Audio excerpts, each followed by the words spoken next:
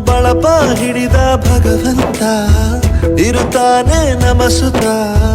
ಅವತಾರ ನಾನಾ ರೂಪವೋ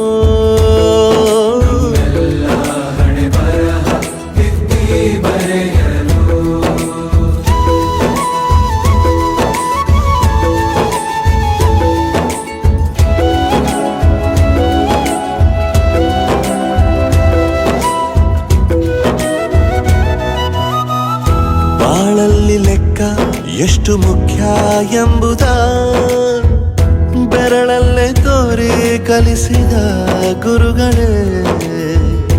ಈ ದೇಹ ಹೇಗೆ ದಂಡಿಸೋದು ಎನ್ನುವ ಸಂದೇಹ ನೀಗೋ ಮೆಚ್ಚಿನ ಕಲಿಗಳೇ ಕನ್ನಡ